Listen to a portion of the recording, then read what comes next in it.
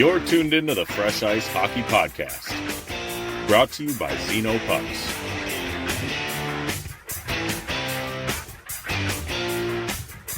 Here are your hosts, Andy and Brian Matusi.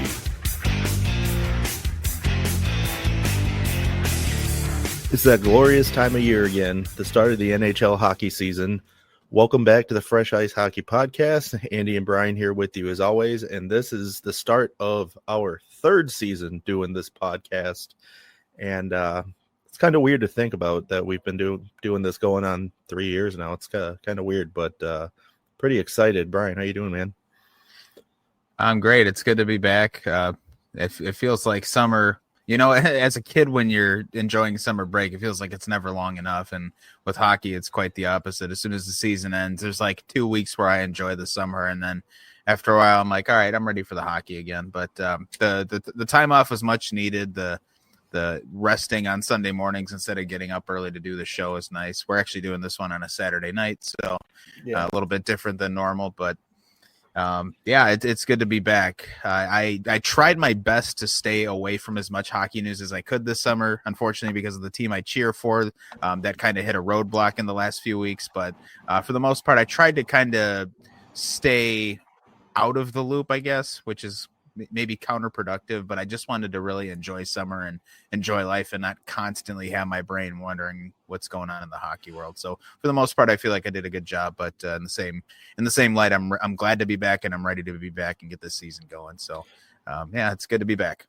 Yeah, I same thing over here, man. It was nice to kind of get a break in and not even, I guess, necessarily think about hockey as much as I love doing that. It was kind of nice just to get away from it all. It was a busy remainder of the summer for me. Kind of just switched jobs here in the last few weeks, doing the same job just for a different organization now.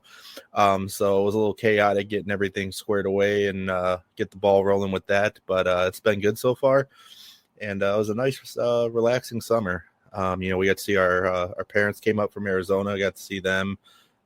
Made a couple trips to Wisconsin, see family and friends. So all in all, I played a lot more golf this year.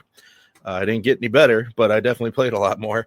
And it was everything I could have wanted out of the summer. But I'm more than ready for hockey season, and also ready for fall. I'm ready to be done with summer. So I say we get the ball rolling. Yeah, I'm with you on that. Actually, the weather specifically, you and I both work jobs where we're outside a good portion of the day. Maybe more so than you, but we're both outside quite a bit. So this hot weather, I'm ready for it to be done. I'm ready for fall weather and then eventually winter weather, and all that again translates to meaning it's hockey season. So as we're getting closer to this nice weather, I'm like, all right, good, let's drop the fucking puck. All right, so we're gonna jump right into it here after little bit of a difficulty on my end with one of my pets, but I want to start with the jerseys. A lot of teams in the second year fanatics making the uniforms have come out with some new looks, and other than the Oilers new uniform, which we saw very recently, and it's not been well received, the jersey's okay, but the uniform as a whole kind of sucks. And then the Carolina new road uniform isn't that great, like many other things about that team. And then Seattle as well. The third jersey, the idea is cool because it's like, it glows in the dark, but the game's played under the brightest lights you can imagine. So having a glow in the dark jersey is kind of a counterproductive design, but we've seen like the Detroit Centennial jerseys are beautiful. The Ranger Centennials are pretty good too. Boston's new uniforms, again, a less is more kind of approach. You essentially put a modern stamp on a classic look, and I think the Bruins hit it right on the head. So a lot of teams with new looks this season, and for the most part, they're all really good. So I'm kind of liking the jerseys. What are your thoughts on some of the new looks we're seeing as we approach the season? And again, St. Louis is another one where that rebrand was like exactly ideal. I was going to say, I've got the Stars Blues preseason game on right now. These Blues jerseys just look incredible. I think you hit it right on the head. The rebrand was on point. As far as the Bruins go, man, I really got to say I'm a big fan of the, like you said, less is more approach. Kind of throwing in the retro look there, and they turned out really good. Everything looks really clean. I think it's a great uniform. The one thing you touched on, the Oilers, I am not a fan of that at all. I think it looks terrible. I know there's probably a lot of people that disagree with me, but for the most part, it seems to be a general consensus that they're not that good. I saw a lot of social media comments of those uniforms getting dragged. So not a big fan of those overall. I thought you brought up a good point with Seattle's. They look great. But the glow in the dark thing is kind of unnecessary, but for what it is, it's cool. But yeah, I think a lot of these rebrands are looking good, and we knew it was coming with Fanatics taking over the jerseys last year. It was only a matter of time till teams started rolling out their alternates. So I think it's good. As you mentioned, Detroit, beautiful. I've never seen a bad Detroit jersey, so I've always liked Detroit's jerseys, anyone they've come out with. So Detroit on point with the uniform game as always. Yeah. Another one that's got another team with the new uniform is the Sens. They have that third jersey, but that kind of leaked earlier in the summer. Those really aren't great. They're kind of uninspiring. And I don't know, there's just really not much to like, but I'll let the Sens off the hook because they finally, and this is another one of my notes, the Sens finally get the arena deal done. So they're going to be building that LeBreton Flats Arena and Entertainment District or whatever they have planned.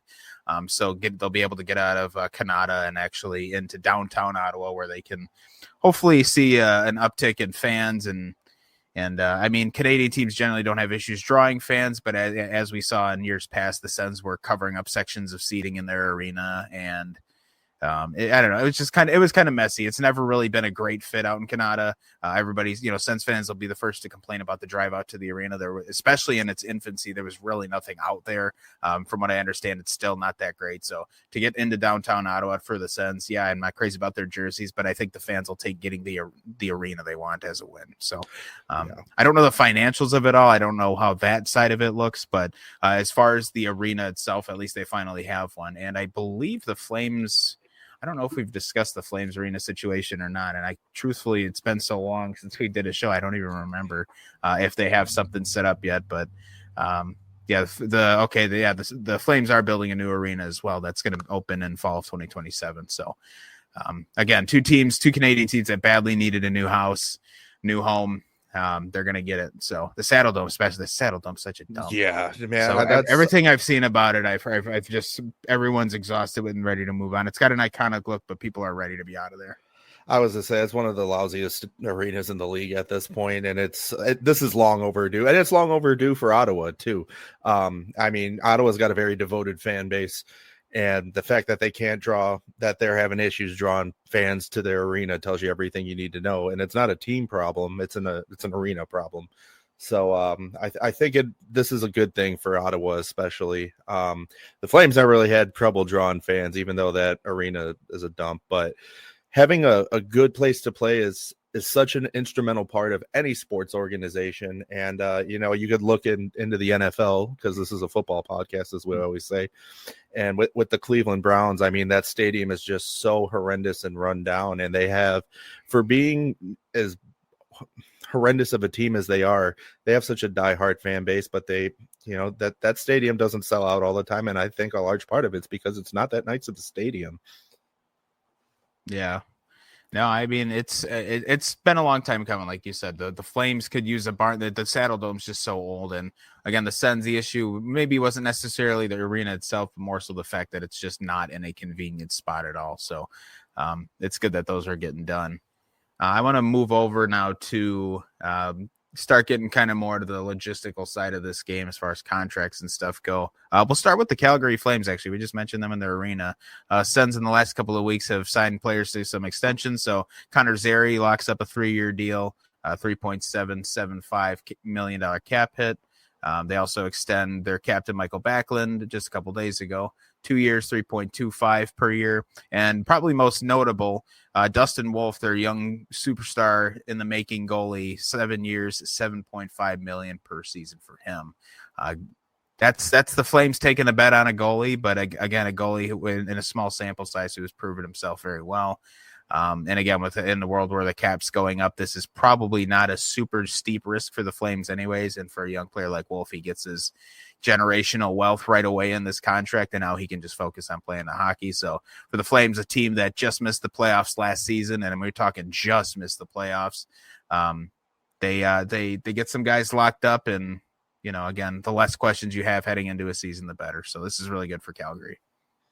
Yeah, I think it's a good move, especially on the goaltending aspect of things. I know it's kind of taking a gamble, but like you said, in the broader spectrum of things, he's already proved himself. So, I mean, yeah, is it taking a gamble? Yeah, you can argue that, but I mean, you got to lock it down for a team that really hasn't done much the last several seasons. So, I think this is the first move in the right direction for them, and I mean, I'm hoping it pays off well for them.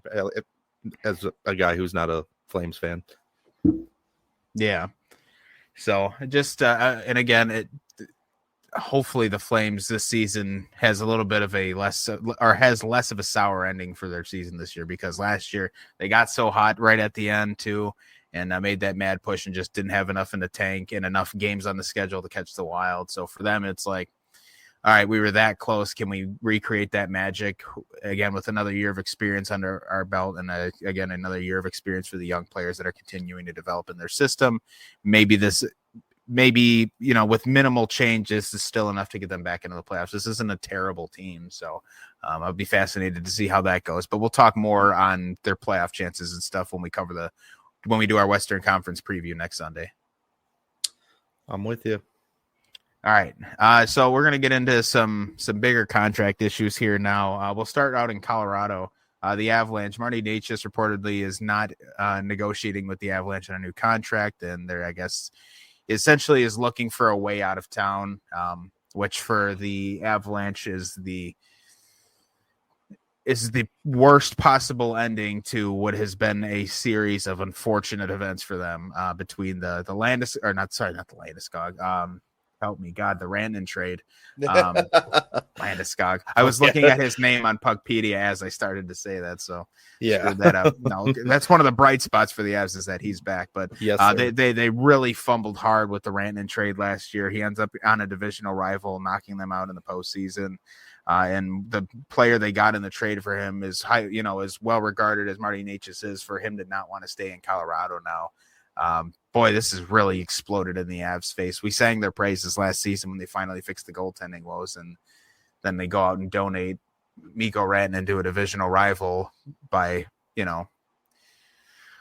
not really their own doing per se, but again, just trading away a guy you really probably didn't need to trade in a year where especially with the goaltending fix, that they should have just gone for it with the group they had. That'll always be one of the biggest fumbles of all time. So for them to lose Rantanen, and now the big piece, the big fish that they landed in that trade doesn't want to stay there either. It's not good for Colorado right now, and they're not the only team that's up against it with a star player. But this is like the worst possible outcome for them. In less than 12 months, it's just blown up in their face. Well, my concern is what's going on in Colorado that he doesn't want to stay. I mean, that's red flag number one right there. Why doesn't he want to stay? Colorado, I mean, they're a great team. So I'm trying to figure out what it is that makes him not want to stay there. And more importantly, where does he want to go? Yeah, I don't know if there's been a list of teams acquired yet. Again, I didn't dig too much into this, but just reading that kind of made me chuckle and again, Marty Necas, when he was in Carolina, there was issues there as well where it wasn't a perfect fit and they couldn't figure things out. And so he's kind of been I think this is more of an issue with the player than it is with the team per se. I've seen nothing else out of any player or any player's agent or their camp or anything like that say that there's issues in Colorado. So I do think, based on the fact that he had issues with the Hurricanes and now he's having issues in Colorado, I think this is more of the player or the player's agent or whoever. But this is I don't know what direction this is going to go, but for the Avalanche, this is one of the all-time fumblings of the bag, if you will. Yep, and it all started with the Mikko Rantanen trade. So I mean, yeah, that's gonna just haunt them for the next decade. And the Avalanche could go win the Stanley Cup this year, and truthfully, it's still one where they're like, son of a bitch, why did we trade this guy? well, yeah, I mean, we could do a whole segment on that. I don't want to get too much into it, but yeah, it was just unnecessary to begin with. And then it turned into a whole disaster because he didn't last in Carolina. He wanted out of Carolina real fast. Yeah. So it was a whole mess. I'd want out of Carolina too. Yeah, that's valid. So that's all right. I'll pick on them. And we got 2 more weeks before we get to them. So I'll pick on them then. All right. Let's look at another huge contract. I don't want to know if dispute's the right word, but there's a contract that should have been signed probably on July 1st, and it still hasn't been. And that's Kirill Kaprizov with the Minnesota Wild. So there's really no other way to put it. The largest contract in NHL history was offered to him. It was 8 years, $16 million per year. It was a $128 million contract that, again, would have made him the highest paid player in NHL history, both in terms of total amount of the contract and annual cap hit. And he declined it. So you said we actually have a question from our good friend Don that came in regarding this. So I'd actually like to hear this now before I go into my little rant about the Wild and this whole situation. So let's hear it. Yeah, it's actually perfect because it's going to set you right up to go into your rant because it's mostly directed at you. But Don, good friend of the show, he says, hello, boys. So first, looking forward to this season of hockey and the podcast. I will start you off with maybe the first question of the season. Brian, what do you think of the Kaprizov turning down that massive contract? I'm hoping he stays in Minnesota, but this is a worrying sign in my opinion. Here's to the 25-26 season. Go Bruins. All right. Well, Don, thanks as always for writing in. It's always good to hear from you, and hopefully you had a good summer as well, and you and your family. They just added a grandchild. Yes, they did. I didn't know if we should say that or not, but since you put it out there, yes, congrats, Don. And on becoming a grandfather. So I'm pretty sure they already are grandparents. This is just an additional grandchild. So even better then. So yeah, the heart's just even more full. So hoping for happy and healthy baby, and it's exciting time. So that's pretty cool. And you know what? Now that I say that, I'd say I hope he had a good summer, but honestly, I can't imagine he could feel any better than he does right now. So yeah, man, I think he's top of the world right now. Yeah. So anyway, it's good to hear from you, Don. But yes, I will get into this. So here's the thing. When it came out, whenever it was recently, the last few weeks have been a blur for me, but when that came out that he turned down that contract, my instant reaction was crippling paralysis. I was sitting at my desk at work, and I was just like physically ill for like 30 seconds. I was like, oh my God, what is happening? This team's going to lose its best player in its franchise history after only 5 years here. This can't be happening. Please help me, wake me up. This is a nightmare. This is awful. And as I sit here a couple weeks later, it's seeming like less and less of an issue to me. Now, I will start by saying the optics of it, especially at the outset, were not great. To turn down that much money, that much term, when all he's ever talked about is that he likes being in Minnesota, it was worrying. It was. I'm like, well, what the fuck does he want? Does he want more? Does he want shorter term to make more money later on? Does he want more money per season? Which that's a whole different thing, especially when you consider McDavid still hasn't signed and blah, blah, blah. There raises all the questions. And of course, for Wild fans, the most scary question that would come up is, does he still want to play in Minnesota? And the Wild having one of the best insiders and beat writers in the league, when Michael Russo, he's been on this like a hawk from the beginning. I've been kind of trying to not temper my expectations, but I've been trying to kind of control my emotions with this because, again, there's the part of me that wants to freak out and worry. But when you see Kirill's body language and the way he's talked to the media and the way he's kind of addressed this, and, you know, he doesn't use those kind of cue words that guys like to use when they're already have a foot out the door, you know, kind of like we saw with Marner in Toronto, kind of that, yeah, I don't know. We'll wait and see. You know, I let my agent handle this and talk about this, and you never know. Maybe we'll come up to a deal. You know, that kind of stuff. I'm paraphrasing, and those aren't direct Marner quotes, but that's the kind of language we get with guys who with a foot out the door. You know, Kaprizov has long said about Minnesota, and especially more so recently, and as his English has gotten better, that He loves Minnesota. It's like a second home to him. He loves to play here. It reminds him of home, especially the weather. As time goes on, and he even discusses it himself, saying, hey, we still have a whole year to get this figured out. Like, I'm not worried. I choose to err on the side that there will be a resolve here and that the extension will get done. Kaprizov's agent is actually in St. Paul right now, having meetings with the Wild. I don't know when they're doing them, but he came out to St. Paul to sit down with Bill Guerin, the GM of the Wild, and Kirill, and sort this all out. And so the more time goes on, the calmer I feel about this, because truly I do feel like there's an extension coming. It's just all about finding the right term and the right dollar amount. It is shocking, yes, that he didn't take that big almost $130 million deal. But it is appalling as that was. I still see a good end to this in sight. Yeah, I'm right there with you. And I think when this news first broke, I think everybody's heads almost exploded, because it's just an astronomical amount of money that nobody's ever seen in the NHL yet. Yeah. And the first thing you do is freak out, whether you're a fan of the Wild. I'm not a Wild fan, and I was like, wow, their best player's about to walk. And I mean, I think that's everybody's, knee-jerk reaction initially. But, I was watching, I think it was a couple days ago, I saw an interview on Facebook. He was being interviewed by the media, and he said pretty much what you touched on already. Everybody knows I love Minnie, and this is where I want to play, but we have time to get this deal done. There's no reason to rush into anything, and I just want to focus on this season and playing the best that I can for the team this year. So I'm pretty much with you. I don't really, at this point, I don't see any reason, at least from him, to be concerned about this. I truly think it just is, hey, I don't want to focus on that right this second. We're gearing up for a season, and things were looking, brighter for us, last season. And I think we have a chance to do something good here. So let's focus on that right now, and we'll worry about the numbers at a later point. Yeah. The other thing that should really be stated here, there was the report that he was asked for a list of teams he'd accept a trade to. That has been refuted by his camp and the Wild. So I don't know where that came from.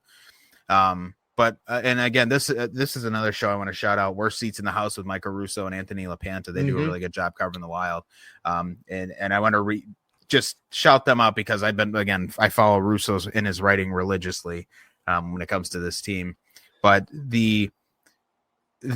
during contract negotiations in general, there are offers thrown out all the time that are rejected by the player.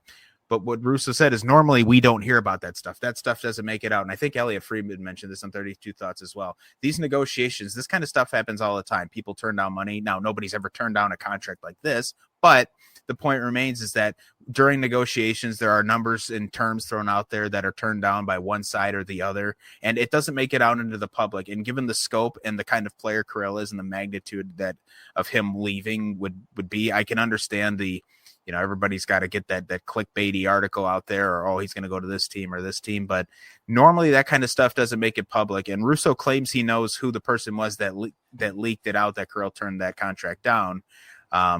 But he was also saying that it's kind of on the Wild at this point to reiterate to Kirill, like, hey, we didn't put that out there. We weren't trying to throw you under the bus. We want you here. And so it sounds like everybody's kind of on the same page now, especially now that his agent is in town and he's there at training camp. But the other report was that the news leaked out about him turning down that contract while the Wild were coming off the ice from a captain's practice. So it really put Kirill in a kind of a tough spot, because all his teammates now read this about him, and then they're in the room with him like, okay, this is weird. So I heard that he felt really uncomfortable with the whole thing, that this kind of got out. So, and again, it could all be all for nothing, because it could just be a situation where he's like, hey, I want like a 3 or 4 year term, kind of a chance to make a lot of money right now and a chance to make even more as the cap goes up. And again, put the Wild in a spot where they need to prove to him they're going to build a winner. So it could be something as simple as that. And so I don't like that got out, but it happened now. We can't do anything about it. But again, as more time goes on, I just feel like, phone's going off. Oh, God. All right. I forgot to put that on silent. That's all right. If you don't mind, I'm as sorry. I just want to close on, or not close on this, but just finish this out and say, as more time goes on, I am more of the belief that they're going to get a deal done. You don't fly the agent, you don't have the agent come into town and have, in-person meetings with the general manager. If you're not trying to get something done, if you're working on getting the trade out of town or something like that, this isn't something you bother with. So I am erring on the side of he's going to re-sign with the team. And if I'm another fan of the team, not myself, if I'm anybody else out there cheering for the Wild, I wouldn't panic until there's a trade list out there. Yeah, I'm with you 100% on that. And here's the other thing that you have to keep in mind, especially as a Wild fan. Bill Guerin's a phenomenal GM, one of the best in the league, and I don't think there's anybody out there that would try to dispute that. So if there's a deal to be made, there are some, believe me, there's enough casual. It's actually one of my notes too. There's enough casuals out there, but we'll get to that. Go ahead. Yeah, look, if there's a deal to be done, he's going to get it done, and I promise you. And all the things that happened several seasons ago with getting Kaprizov back to the U.S. and keeping him here. I mean, the Wild bent over backwards for this guy, and I know that's not lost on Kaprizov himself. So I think there's a lot of deep personal connection to the team as well. So I don't foresee him going anywhere. And when news stories like that get leaked, it's like a toxic thing, and I can't stand it because you're just doing it to get a reaction out of people without even knowing what the actual backstory is. And that's exactly what this was. They just threw that out there, and there's an entire story behind this that none of us have any idea about. And so now it just starts the finger pointing and causes all kind of unnecessary drama and rumblings, and it just makes everything harder for everybody else. So I'm not a fan of leaks like this, just for ratings, for lack of a better term. Well, and there's all these clickbaity websites out there, and they use all the big attention grabber headlines. Gloves off hockey. Yeah, I saw another one earlier that said, "Oh, we've narrowed down the teams that Kirill is going to be traded to." I'm like, going to be traded to? That's fascinating. So yeah, I mean, as it sits right now, he's got a no move clause. He can't be traded at all until he waives. I can't foresee him. All these aggregator sites that just spew out dumb garbage just to get clicks. It's irritating, and it's different when it's your own team involved. So, I mean, I'm sure Penguins fans are blue in the face screaming at people that Crosby's not going anywhere. But yeah, that's a little bit of a different scenario. I mean, in that case, it's a player that's locked up on a contract that's near the end of his career. It's a little bit different. So with this, it's just irritating because so much of what's been reported is just made up bullshit. And I think that's kind of the problem that a lot of people are taking with this. And myself as a fan of the Wild, it's exhausting. You see stuff and you see the Photoshop pictures, him in a Blackhawks uniform, him in a Rangers uniform, him in a Hurricanes uniform. It's just irritating. And for me, I find comfort in the fact that I see all these Photoshop pictures, and then conveniently yesterday, the Wild on all their social medias posted his headshot wearing his Wild uniform for the new season. So there was some comfort I found in that, but it's just irritating seeing the same shit over and over again. Again, in the first few days following that leak that he turned down that contract, I will 100% admit I was worried that he's going to leave the team. But again, we're to the point now where I truly think before the regular season even starts, he'll be extended and it won't even be an issue. So, right. That's a really long form answer to Don's question, but the long and short of it is that I don't think he's leaving, but I 1,000,000% understand people who do think he's leaving, or let me say are worried he's going to leave. I can see why you would be. I just don't personally think there's enough there to be worried about. I think it's more about how long is it until he extends, because I don't imagine we're more than a couple days or a couple of weeks away. Yeah, I'm right there with you. So, Don, as always, thanks for writing into the show. Thanks for doing it. First episode of the season. And congrats to you and the family again on the new grandchild. And we're looking forward to hearing from you again soon. Yeah, definitely. Can't wait. And again, for anybody, get your questions in. It's the start of the season, so we'll put you through the same routine here. But reach out to us, Fresh Ice Hockey Podcast at gmail.com or contact at freshicehockeypodcast.com. Get those questions in. I was going to say leave them in the YouTube comments, but at least until further notice, we won't be uploading these episodes to YouTube itself. I believe you can still get them through YouTube podcasts if that's what you use as your platform to listen to podcasts on. But for those of you who watched on YouTube, we're going to do some reworking and tweaking with our YouTube channel. We're going to try and figure out how to get this to kind of make it a little bit bigger. It's just the work involved with editing and uploading a full video to YouTube. Right now, there's just not enough Demand, feedback, views, demand, however you want to put it, to warrant spending the about hour it takes to edit it all together and put it up on YouTube. So we'll work something out eventually, but for now we'll still be on all your podcast streaming platforms. But yes, get those emails in, get those questions in, because we would love to answer what you have to say, or whatever you ask us, rather. So before we get into what I guess could be our final segment for this first show, we didn't even lead with the fact that, again, for now the third season, this show is going to be presented by Xenopucks, our great friends over, who we still need to get them on the show so we can have. I mean, I think since we've had them on as a sponsor, we've been saying, yeah, we'll get them on. And well, every time I talk to them, I'm like, yeah, let's get you on the show, and they're like, hell yeah, let's do it. I mean, they're busy, we're busy, so I mean, schedules don't always line up, but yeah, we got to make that happen. They're so good to us, and they're just great guys, and they got a great product over there. But as Brian said, I think it's about time that we hear from them. Yep, we'll be right back. This is the Fresh Ice Hockey Podcast.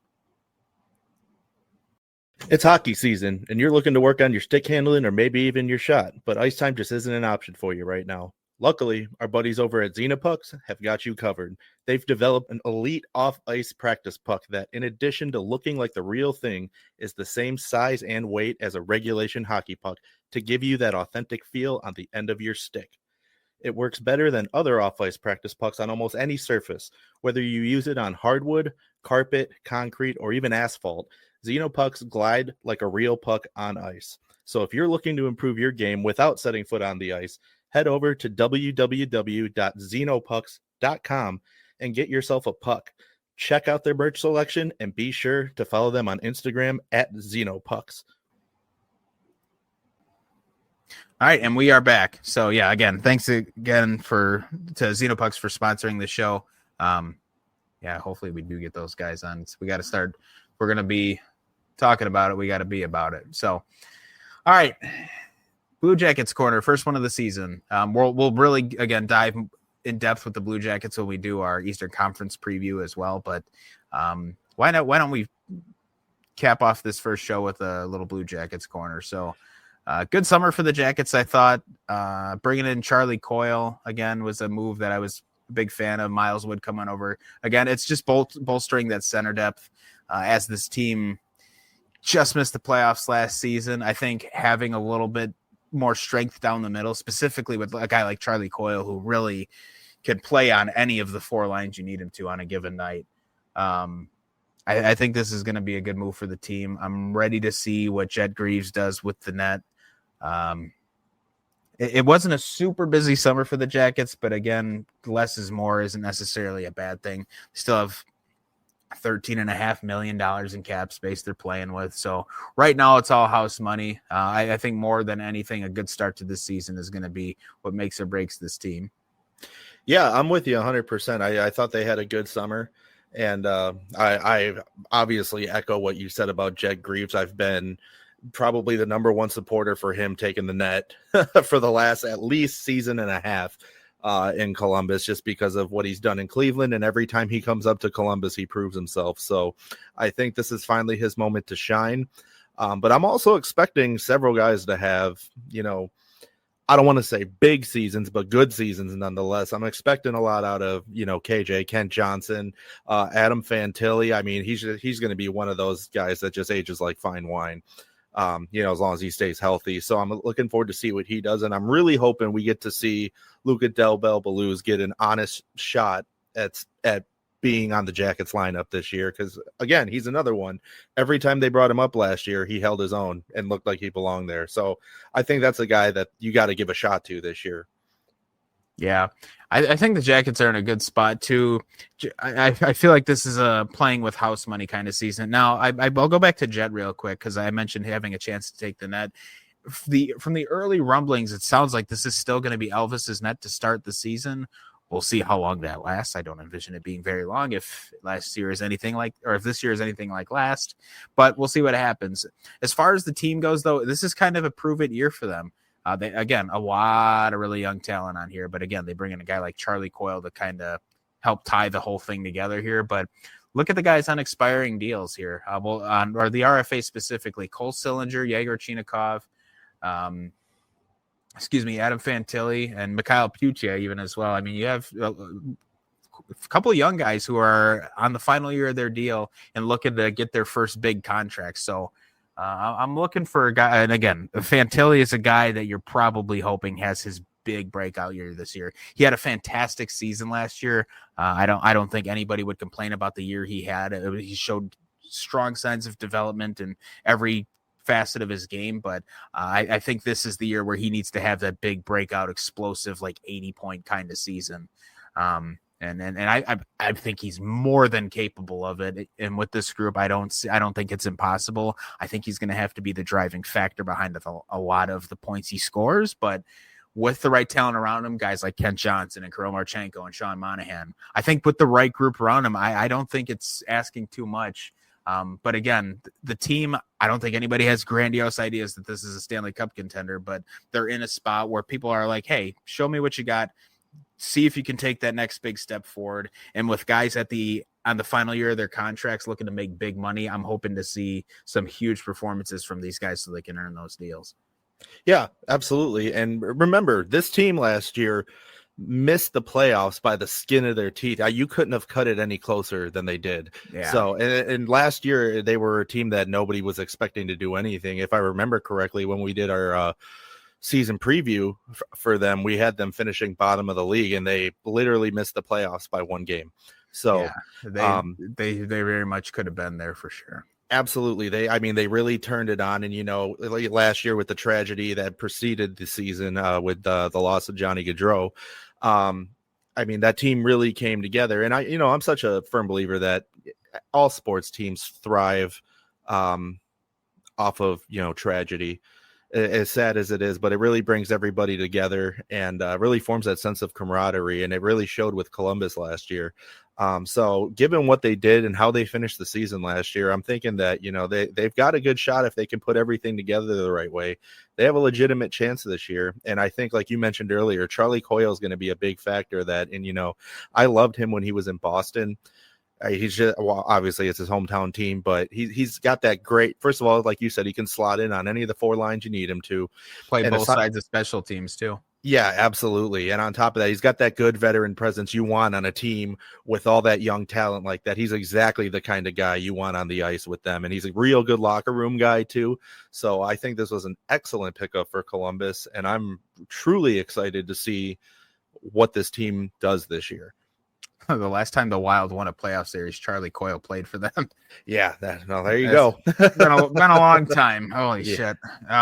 Anyway, but yeah, speaking of guys also on proven deals, kind of, Jet Greaves is actually entering the final year of his entry-level contract, or final year of his contract, with the Jackets as well. So this is, you talk about guys with something to prove. Look, Jet had a great finish to last season. He's going to enter the season on the final year of the deal in a backup role. That guy is going to be so locked in to not only earn the number one spot in the net, but earn that big pay raise as well. So I'm hoping he comes out, and just shuts it down every single night. Another guy I'm looking to see a little bit more out of this year is Cole Sillinger. He's at this point in his career now where I think he's had enough looks in the NHL where it's like, okay, this is time for you to prove it. This is time for you to be who you're going to be in the league. Whether you're going to be a scorer or a shutdown center or whatever you're going to do, this is the year to prove whatever you're going to be. So I'm looking for a lot out of him as well. Chinikov is another guy who I believe, at the end of last season, the whole issue with him having issues with the coach, it seems like that's kind of been put aside now. It doesn't seem like it's as big of an issue now. So hopefully he's going to stick around as well. But again, if he's going to, and he actually does like playing here, this is a guy that's on the last year of his deal. Time to prove what you're going to be to this team and state your, make your case for staying with this group. Because again, there's guys and juniors coming up. Obviously the big one is that Lindstrom that they drafted, that big center. Yeah. And guys, again, even down in Cleveland, guys like Luka Del Belbalus who have the talent, the skating and the shooting ability to play in the NHL. There's going to be guys gunning for those jobs. So they need, all these young kids, they need to have great seasons. And again, with a guy like Caden Lindstrom, I really can't wait to see this kid get out of junior and onto an NHL roster. I want to see what he can do. Yeah. But this team's going to continue to grow and get better and better. And we haven't even mentioned the fact that Zach Werenski had like an MVP season last year. And Dante Fabro, after he came over from Nashville, was incredible the entire season. And Dent Matejchuk shined in a few moments of last season as well. So there's a lot of positive signs with this team. But again, with so many expiring deals, this is kind of like a proven season for not only the franchise, but so many of the young players in this group. I'm excited to see where this is going to go. I'm excited to get down to some Cleveland's Monsters games and see how the prospect pool's looking. Obviously, with Jed Greaves on Columbus this season, I worry that the Cleveland Monsters won't be able to keep a lot of pucks out of the net, but that's a later on problem. But this is exciting. I'm with you. And, I do have to say this. There's one guy this year that I wasn't impressed with last year, and he's got to prove himself this year, and that's Mikhail Putia. I wasn't impressed. He's just kind of a stagnant presence on the ice, and he looks like an AHL player out there, which when he's down in Cleveland, he's fine.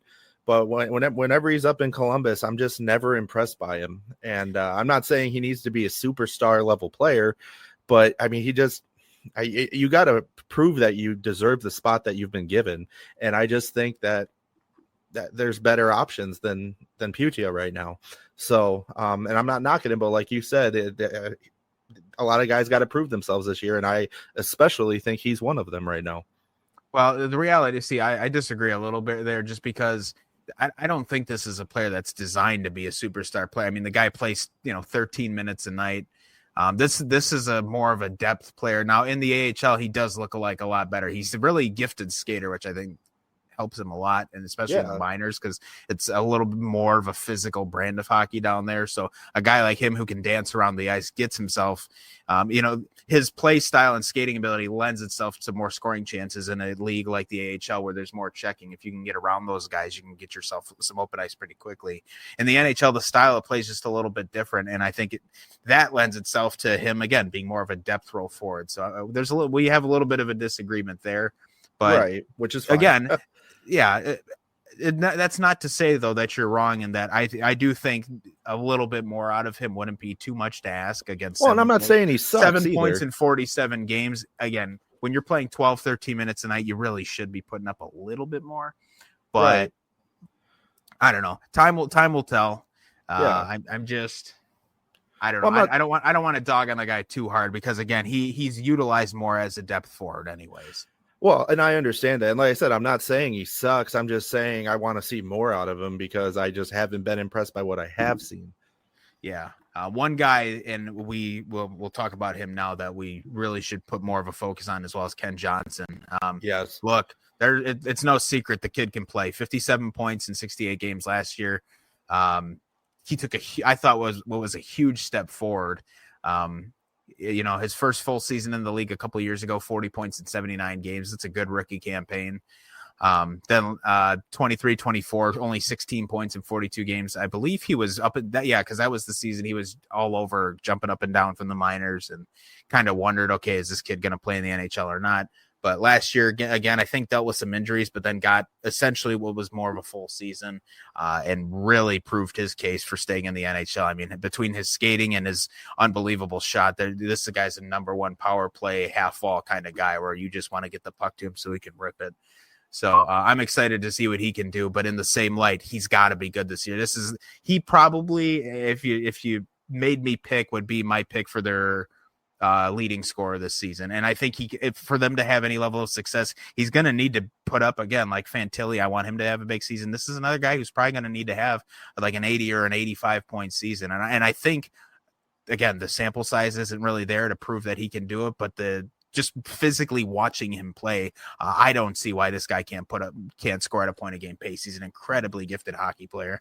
Yeah. And I mean, all he did last season was prove that. I mean, it was extremely fun to watch. Wait, what's that? I said, and he's only 22. It's great. He's only perfect. Yeah, that's what I'm saying. Sky's the limit right now. Aside from him, too, Matthew Olivier, man, I can't wait to watch him this year too. He's one of my favorite players on the Blue Jackets. I just love the guy. he's good offensively, but he's a great physical presence too, and that's what I like about him. He's not afraid to throw down, and it's always really fun to watch. Yeah, definitely. He's a tough fucking customer, that's for sure. Yeah, I'm glad he's on the Jackets, put it that way. Yeah. Another guy, Kirill Marchenko, who had a really good year last year too. Plus, I think one of the highest plus minuses on the team. He was a plus 29, but 74 points in 79 games. That includes a 31 goal season for him last year. Really good year for him. One of their most effective players. I would expect him to kind of be around this same amount even this year. Again, scoring right around a point a game was one of the reasons they were in it all year, especially towards the end last year, was just because just seemed like he was so consistent all year. So I would be pleased if he has another season this year like he had last year. I don't think he needs to do too much more than he's already doing. Obviously, I'm sure if you ask the player himself, he'd be like, yeah, I could probably, there's still another gear I can find or a next level to my game. But even if he doesn't find that, if he can at least stay where he's at, that's exactly what this team needs. Again, a guy that can just produce. You don't have to be Connor McDavid when we praised this team last year for how well the entire lineup had a great ability to score, no matter if you're first line, second line, third line, fourth line, or first pair or third pair D. Everybody had the ability to chip in last year. And if he can just contribute the same way he did last year, I think he's going to be another guy who's going to help them have a great year. Yeah. I mean, it's like everything we keep discussing here. I'm just like, now it's at a point where I'm expecting them to have a good season. Yeah. Like I'm not sitting here wondering in limbo, like, oh, how's it going to go? I'm expecting a good season this year. So, and I think given how they finished last year and given that the team has stayed largely the same for the most part, I think the biggest change we'll see is in net this year. I think anything less is unacceptable at this point. That's kind of where I stand right now. I'm expecting results this year, and we'll see. And again, like you said earlier, that by no means are they a Stanley Cup contender, and I don't think any logical human being out there thinks that. But yeah, doing my Elliot Friedman. But I do think that this is a year that they make the playoffs. I truly believe that. Yeah, and again, there's still improvement to be made. Like you said, they're not a cup contender yet. I look at the back end, and that's kind of where I'm concerned. I know they had great contributions from the defensive core last year, but still the reality is there's Zach Werenski, who's a league of his own. I mean, one of the best defenders in the league. And then you look behind him. Okay, Dante Fabro, again, had a great year last year, especially for what they're paying him. I think they're getting exactly what they're paying for with him, and I think it's perfect. I don't think that's bad. Like, I don't think they could ask for any more of him. He's filled in his role great. Where I get concerned is when I look at an aging Damon Severson, who, again, making 6.25 for the next forever is, I'm like, but the cap's going up, so even that's not that bad of a deal. But again, that's a guy who's on your second pair, and he's just, like he doesn't blow me away. Right. Ivan Provorov, who just extended with the Jackets, actually, that's a guy, another really good defender. I actually think Provorov's a pretty good defender too. But again, at $8.5 million, I'm like, well, but with how much cap space they have too, it's kind of hard to argue any dollar amounts on this team. I mean, Sean Monahan's the highest paid forward at $5.5 million. So kind of spoiled with that as we sit. But I'm just not blown away yet by any parts of the roster, and that's okay. It's a young budding roster, but we start talking about guys like Johnson and Fantilli and Marchenko, and it's easy to get excited, like, oh boy, they could score 7 goals a night and win 50 games. Like, these guys are sick. And you look at the roster as a whole, and you just need to learn to temper the expectations a little bit. So as exciting as this is, I'm trying to control my excitement too, right, and just say, look, there's still work to be done here, but I think at very least this is going to be a fun season. You and I already have tickets for at least a Jackets game this year, the night before Thanksgiving, so that'll be a lot of fun. Yeah, and I that is one goal I think that I know my wife and I have, and you and your wife have, is get to more Jackets games this year. And I still want to get up to Minnesota as well, but we'll see. Yeah, well, that'll be a work in progress too. But I got to say, and you can agree with me, Columbus is a hell of a place to watch a hockey game. I'll tell you that right now. Yeah, So I would also like to take this moment to ask the commentators on television to stop complaining about the cannon. I've heard for a decade plus now that the cannon is too loud and too scary. no, it the isn't. biggest crock of bullshit I've ever heard in my life. Yes, it's extremely loud, but it is not scary. So these guys need to fucking grow the fuck up. No, Every broadcast, road broadcast or national broadcast, oh, that cannon's so loud. Just stop. It's irritating.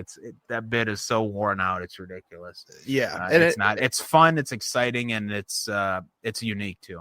I would say it's instrumental to the fan experience. I mean, that's one of the most unique things about going to a game there. And I mean, you can argue there are people that travel to that arena just for that experience. So yeah, I mean, if they'll never get rid of it. And if they did, that would be a very unwise decision on their part. Oh, I don't think they ever would. And No. I love that they brought the cannon with to the Stadium Series game last year. That was great. Really, that game still, it was one of my top 3 hockey experiences of my life. I was colder there than I've ever been at a football game at Lambeau Field, which is nuts. Yeah, that was cold, man. I mean, we both gave up and bought them expensive ass blankets. Dude, I don't care, man.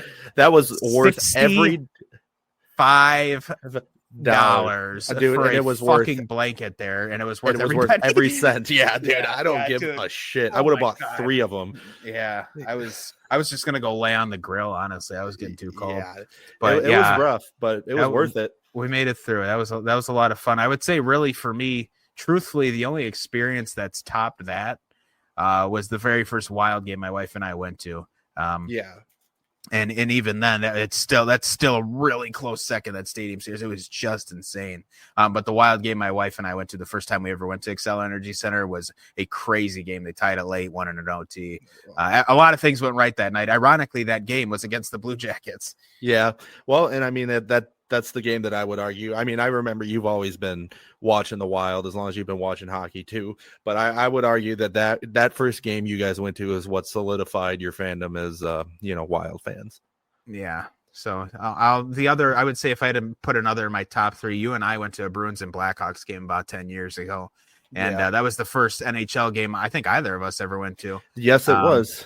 And ironically, our good friend Don Fournier was at that game too. That was pure coincidence. And that was just by dumb luck. We ran into them in the standing room area at the United Center in Chicago. The Bruins won that game 6-2. They beat the snot out of Chicago. So that was a lot of fun. And before the game started, you actually ran into a bunch of this pack of Bruins fans in the concourse and took a big picture. And I was mad because I didn't get to be part of it. Dude, those guys are wild, and they were from Boston, man. Those guys they were a wild bunch, but they were cool. It was cool to take a picture with them. And so yeah, I've been to like 3 games at the United Center. Ironically, 2 Bruins games there and then a Wild game there. We took a buddy of ours to the United Center to watch the Blackhawks play the Wild for his birthday several years ago. And then you and I went to that game like 10 years ago. And then about 3 or so years ago, my wife and I went to the United Center to watch the Bruins play the Blackhawks. She got me the tickets for my birthday. So we went down there, and that was a great game. Bruins won that one in overtime. So it was pretty cool though. I mean, just a lot of great memories. I don't know how we went down the reminiscing lane, but it's fun to talk about. So I guess we'll kind of circle back here and recap this Blue Jackets segment because it kind of has been all over the place. But the reality is this: it's a good young team. I don't think either of us have any weird ideas that they would be a Stanley Cup contender, but you can look at that in the same light and say, look, there's no reason these guys can't make the playoffs. There are some really, really fucking good teams in the East. I don't see why the Jackets can't find a way around one of them to get into one of those top 8 spots. Yeah, 100%. And Washington snuck in by the skin of their teeth last year. A couple seasons ago, they were one of the best teams in the league. Or no, I'm sorry. Montreal. That's why they lost to Washington. I'm sorry. Yeah. But Montreal snuck in by the skin of their teeth. And I think if you put Columbus in that series, it would have been Washington probably still would have moved on, but I think it would have been a much better series than what we got. Yeah, I think so. I mean, and don't say it to Habs fans because they'll well, Demidov and Hudson and blah, blah, blah, blah, blah. I won't even get into the stupid shit Lane Hudson's dad went on the air and said. I thought about opening the show with that but it's not even worth. No. Not even worth it. So no, sir. But yeah, real quick, let's look at the teams that made the playoffs in the East last year. You had the Caps, who were the best team in the conference. The Hurricanes, and then the corpse of the New Jersey Devils. And again, that's another one where had the Jackets won another game, they could have been playing the Hurricanes in the first round, and even that would have been a better series. New Jersey was just so banged up, and that's not to say I don't think New Jersey will make it this year, because if they're healthy, they're sick. But they were just so banged up that anybody would have given the Hurricanes a better series. But it is what it is. It's the way it's part of the sport. But you look at the other teams in the conference that made the playoffs. Okay, Toronto, they're probably not getting ahead of them. Tampa, Florida, kind of the same thing. You kind of get into that gray area, though, again, with the Sens and the Canadiens and maybe the Red Wings. Is this finally the year they get over that cursed hump? That's another team the Jackets will have to compete with. You have to imagine the Rangers are going to have a better season. I really don't think they're going to have another stinker like they did last year. The Rangers, who, by the way, it wasn't in my notes, but JT Miller recently named the captain of the Rangers. So well-deserved second tour of duty with them. And has learned under some great captains in his own right. So I think he'll be a perfect fit there. You want a guy who's, again, it's his second time around with them, but overall has spent a lot of time within the organization. I think that's a good fit. But again, I don't imagine the Rangers have nearly as bad a season they had last year. I think Philly will be significantly better, especially with the new coach. The Penguins seem to be the only team in the league who have already punted on the season, kind of, unless you ask Sid. He said, obviously he's not going to be a guy to tank out there, but they're going to have to compete with some teams. I mean, other than the Sabres, who they're just so bad. Yeah. I'm just going to stop counting them as an NHL team. Again, the Bruins probably not going to finish like dead last. The Bruins finishing dead last in the conference, probably not going to happen again. So the Jackets are going to have their work cut out for them. But again, the team is good enough, especially if Jet Greaves can get his shit together or keep his shit together and take over this net. I don't see why they can't find a way in. I don't. Yeah. No, like I said, I'm at this point, I think it's going to happen, but only time will tell. Yep. So, all right. Well, we'll revisit the Jackets when we do our Eastern Conference preview. But I figured we'd at least open the season with a nice hearty Blue Jackets corner, as we do have a lot of Ohio-based listeners. So, yes, all right. With that in mind, here's what to expect in the coming weeks from us. So next Sunday, we will do our Western Conference preview. Sorry, I'm getting all mixed up here. We're going to do our Western Conference preview and kind of go over the teams who made the playoffs last year, who didn't, what do we think is going to happen this year, so on and so forth. And then Sunday, October 5th or Monday, October 6th, we'll release our Eastern Conference preview. That'll essentially set us up for the start of the regular season. That show may come out on the 6th, though, because I will be out of town that weekend for a wedding. So that may not get recorded on Sunday like it's supposed to. We'll see. We'll try and make it happen, but that one may get delayed just by a day. And then the rest of the episodes going forward, we should pretty much be on schedule with everything else. Early on in November as well, I'll be moving. My wife and I are staying out here in Ohio, but got to move into a slightly bigger place. So we're going to be moving probably right at the start of November. So that show that would be the 2nd of November. That may be delayed until the 3rd as well, but those are later on problems. But again, as far as what we have coming up, a couple of season previews coming your way in the next couple of weeks. We'll have much more organized thoughts and notes, but I don't know, Andrew, if nothing else, it's great to be back. Yeah, it is kind of nice to get back into it and just kind of shake the rust off, because I was definitely feeling it this week. So, but I'm excited for next week and ready to dive right in and get this season going, man. Yeah, me too. I knew it's been a while too. I mean, my mic was my pop filter and my mic were covered in dust, and all my stuff I use for when we do the show, everything was logged out because I hadn't used it. Yeah, so I had to enter all kinds of passwords and shit. Yeah, all those one-time security codes. Holy shit! So yeah, it's been a minute. So. But everything's all set back up now. We're ready to run at this season full force, and Yeah, third season of Fresh Ice. I'm excited. You know, we last year was our first full year doing it, and now it's our second full year doing it. But it's exciting to be back, and I know for you as a fan of the Panthers, you're ready to see if there's a three-peat in the future. Which we'll talk about them in a couple of weeks. But that's a team that's looking mighty dangerous. So yeah, well, we'll something's gonna have to give, and for everybody else's sake, you probably don't want the Panthers to three-peat because I have been on my high horse for the last 2 seasons now, and I don't plan on stopping anytime soon. Yeah, so we'll visit the Panthers, but again, that'll be in a couple weeks when we do our East preview. In the time being, again, get those questions in. And thanks again for Xenopuck supporting our show for now a third season.